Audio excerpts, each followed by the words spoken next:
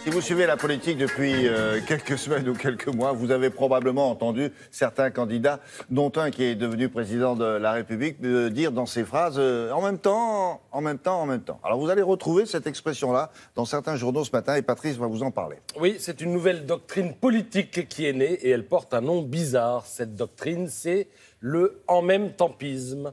En même tempisme. J'ai trouvé ce néologisme dans l'opinion sous la plume de Nicolas Bétou.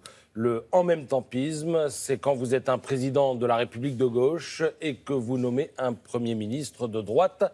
Le en même tempisme, c'est un pari osé qui peut réussir et en même temps qui peut échouer. Si le en même tempisme était un visage, ce serait celui d'Édouard Philippe que l'on retrouve à la une de toute la presse quotidienne.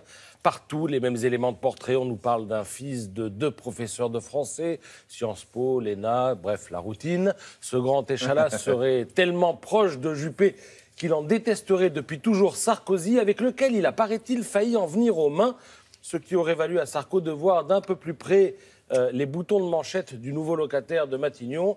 Ils sont en forme de gants de boxe. Ah oui, parce qu'il fait de la boxe. Dit-il, j'aime la bagarre. Voilà. Alors, c'est ce que vous apprendrez dans Le Parisien, qui n'est toujours pas revenu de l'acte fondateur du en même tempisme.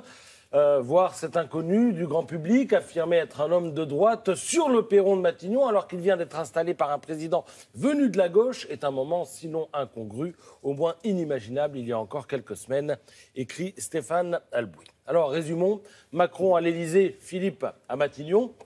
Faut-il parler de ralliement ou de recomposition du paysage politique, se demande Guillaume Goubert dans La Croix, tout en prédisant que les nominations au gouvernement, qui devraient être annoncées en fin de journée, et surtout le résultat des législatives, nous donneront une indication. Avec Manu à l'Élysée et Doudou à Matignon, eh bien, le PS est mort et LR ne se sent plus très bien. Qui est-ce qui dit ça? C'est vous?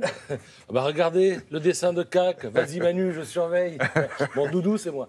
Oui, il y avait Manu, donc il fallait Doudou. Oui, elle sent bien, la droite, qu'elle est en train de se faire siphonner, ainsi que le transcrit parfaitement le dit sénateur CAC dans l'opinion. C'est ce qu'on appelle couper l'omelette par les 2 bouts. Il paraît que la formule est d'Alain Juppé, mais ce matin, vous la retrouverez dans Libération sous la plume de Laurent Geoffrin qui en explique le sens. Couper l'omelette par les 2 bouts, cela consiste à réunir les gens raisonnables du centre en les séparant des 2 F, FN et FI, Front National et France Insoumise.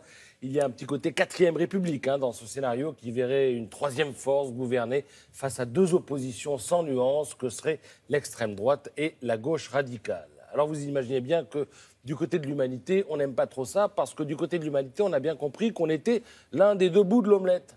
Et pour rester dans la métaphore culinaire, on sent qu'il va y avoir de la viande collée au mur. Il suffit pour s'en convaincre de lire l'édito de Maude Vergnol de Macron. Elle dit que c'est un pseudo-progressiste, que son élection est une imposture, qu'il est encore temps d'en faire sauter la banque et que les législatives doivent servir à ça. Les législatives, c'est l'ultime espoir de tous ceux qui sentent venir la débandade. Ainsi, Paul-Henri Dulembert dans Le Figaro.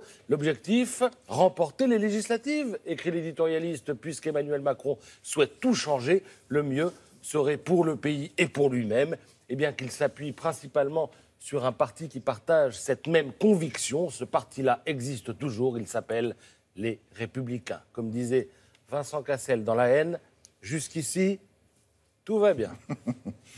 Tout à l'heure. Gare à l'atterrissage.